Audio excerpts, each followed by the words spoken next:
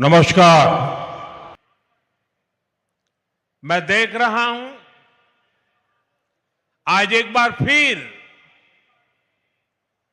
असम के विकास में नया अध्याय जुड़ रहा है। जैसे असम में विशाल ब्रह्मपुत्र की धाराएं कभी नहीं रुकती, वैसे ही बीजेपी की डबल इंजन सरकार में यहां विकास की धारा भी अनवरत बह रही है। आज लोकप्रिय गोपीनाथ बोरदोलोई एयरपोर्ट के नए टर्मिनल का उद्घाटन हमारे इस संकल्प का प्रमाण है। मैं सभी असम वासियों को, देश के लोगों को इस नई टर्मिनल बिल्डिंग के लिए बहुत बहुत बधाई देता हूं। बहनों और भाइयों, अब से कुछ देर पहले मुझे गोपीनाथ बोरदोलोई जी की प्रतिमा का अनावरण करने का सौभाग्य मिला है। बोरदोलोई जी असम के पहले मुख्यमंत्री थे, असम का गौरव थे, असम की पहचान, असम का भविष्य और असम के हित उन्होंने कभी भी इससे समझौता नहीं किया।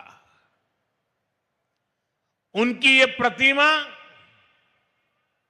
आने वाली पीढ़ियों को प्रेरित करती रहेगी, उनमें असम को लेकर गौरव की भावना जगाएगी। साथियों, आधुनिक एयरपोर्ट जैसी सुविधाएं, कनेक्टिविटी का आधुनिक इंफ्रास्ट्रक्चर, ये किसी भी राज्य के लिए नई संभावनाओं और नए अवसरों के गेटवे होते हैं। ये राज्य के बढ़ते आत्मविश्वास और लोगों के भरोसे के स्तंभ होते हैं। आप भी जब देखते हैं कि असम में इतने शानदार हाईवे बन रहे हैं, एयरपोर्ट बन रहे हैं, तो आप भी कहते हैं अब जाकर असम के साथ न्याय होना शुरू हुआ है। वरना साथियों, कांग्रेस की सरकारों के लिए असम और पूर्वोत्तर का विकास उनके एजेंडे में ही नहीं था। कांग्रेस की सरकारें और उनमें बैठे लोग कहते थे, असम और पूर्वोत्तर में जाता ही कौन है।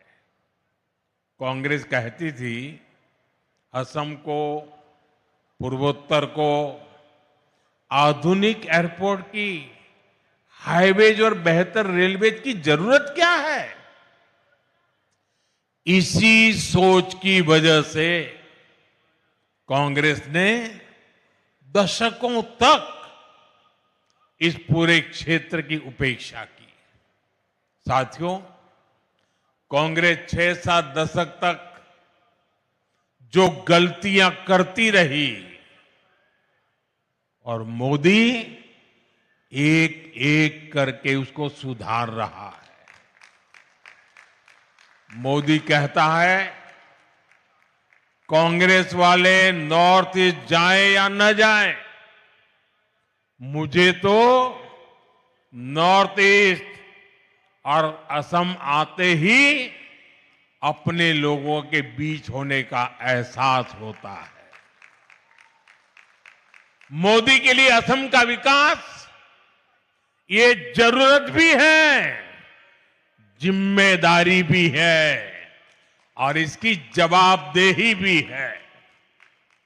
और इसलिए साथियों, बीते 11 वर्षों में असम और नॉर्थ ईस्ट के लिए लाखों करोड़ रुपयों की विकास परियोजनाएं शुरू हुई है। आज असम आगे भी बढ़ रहा है और नए कीर्तिमान भी गढ़ रहा है। मुझे जानकर अच्छा लगा कि असम भारतीय न्याय संहिता लागू करने में देश में नंबर 1 राज्य बना है। असम ने 50 लाख से ज्यादा स्मार्ट प्रीपेड मीटर लगाकर भी एक नया रिकॉर्ड बनाया है। कांग्रेस के समय में असम में बिना पर्ची, बिना खर्ची के सरकारी नौकरी मिलना असंभव था, लेकिन आज यहां हजारों युवाओं को बिना पर्ची, बिना खर्ची नौकरी मिल रही है। भाजपा की सरकार में असम की संस्कृति को हर मंच पर बढ़ावा दिया जा रहा है। मैं भूल नहीं सकता जब पिछले साल 13 अप्रैल को गुवाहाटी स्टेडियम में 11,000 से ज्यादा कलाकारों ने एक साथ बिहू नृत्य किया था।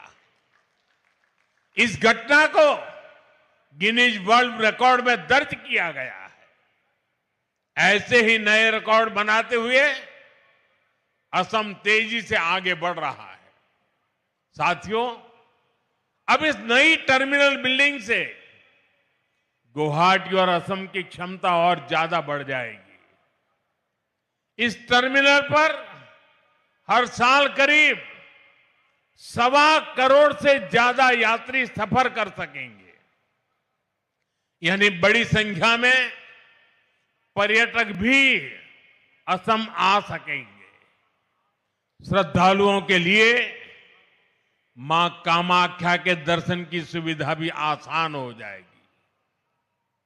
इस नए एयरपोर्ट टर्मिनल में कदम रखते ही ये साफ दिखता है, विकास भी और विरासत भी, ये मंत्र के मायने क्या है। इस एयरपोर्ट को असम की प्रकृति और संस्कृति को ध्यान में रखकर गढ़ा गया है। टर्मिनल के अंदर हरियाली है, इंडोर फॉरेस्ट जैसी व्यवस्था है, चारों तरफ प्रकृति से जुड़ा डिजाइन है। यहां आने वाला हर यात्री सुकून महसूस करे। इसकी बनावट में बांस का खास इस्तेमाल किया गया है। बांस असम के जीवन का अभिन्न हिस्सा है। वो यहां मजबूती भी दिखाता है और खूबसूरती भी। साथियों, इंफ्रास्ट्रक्चर के इस विकास का बहुत बड़ा संदेश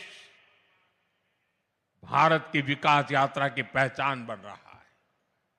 इससे उद्योगों को बढ़ावा मिलता है, निवेशकों को कनेक्टिविटी का भरोसा मिलता है, लोकल प्रोडक्ट्स को दुनिया भर में पहुंचाने का रास्ता खुलता है और सबसे बड़ा भरोसा उस युवा को मिलता है जिसके लिए नए अवसर पैदा होते हैं।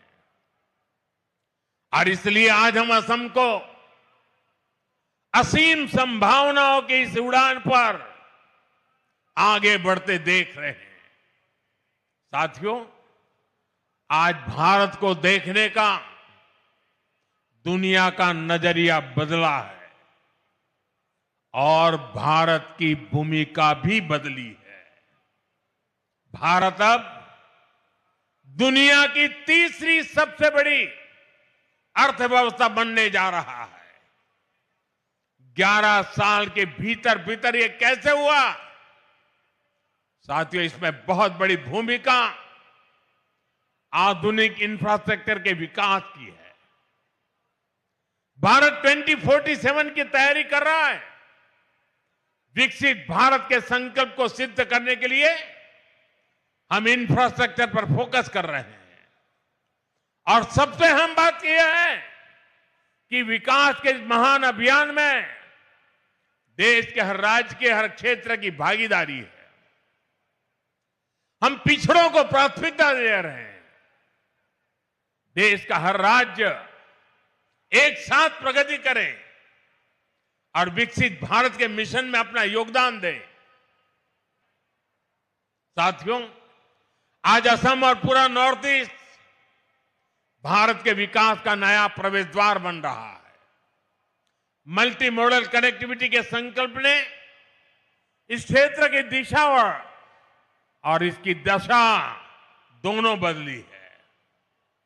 असम में नए पुल बनाने की रफ्तार, नए मोबाइल टावर लगाने की स्पीड, विकास के हर काम की गति सपनों को हकीकत में बदल रही है। ब्रह्मपुत्र पर बने पुलों ने असम की कनेक्टिविटी को नई मजबूती और नया आत्मविश्वास दिया है। साथियों, कांग्रेस की सरकारों ने असम और पूर्वोत्तर को विकास से दूर रखने का जो पाप किया था, उसका बहुत बड़ा खामियाजा देश की सुरक्षा, एकता और अखंडता को उठाना पड़ा। हम केवल 10-11 साल के भीतर उसे खत्म करने की तरफ बढ़ रहे हैं। पूर्वोत्तर में पहले जहां हिंसा और खून खराबा होता था, आज वहां 4G और 5G टेक्नोलॉजी से डिजिटल कनेक्टिविटी पहुंच रही है। जो जिले कभी हिंसाग्रस्त माने जाते थे, आज वो आकांक्षी जिलों के रूप में विकसित हो रहे हैं। आने वाले समय में यही इलाके इंडस्ट्रियल कॉरिडोर भी बनेंगे। इसलिए आज नॉर्थ ईस्ट को लेकर एक नया भरोसा जगा है। हमें इसे और मजबूती देनी है। साथियों, हमें असम और पूर्वोत्तर के विकास में कामयाबी इसलिए भी मिल रही है कि हम इस क्षेत्र की पहचान और संस्कृति की सुरक्षा कर रहे हैं। कांग्रेस ने एक और पाप किया था। उसने यहां की पहचान को मिटाने की साजिश की थी और यह षड्यंत्र केवल कुछ वर्षों का नहीं है। कांग्रेस के इस पाप की जड़ें आजादी के पहले से जुड़ी है।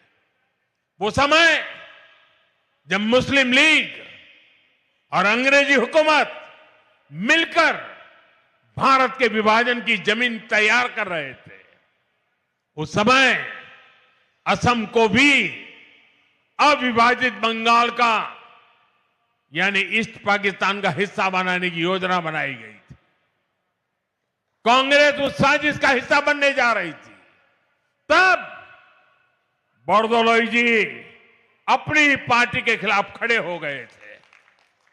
उन्होंने असम की पहचान को खत्म करने के इस षड्यंत्र का विरोध किया और असम को देश से अलग होने से बचा लिया।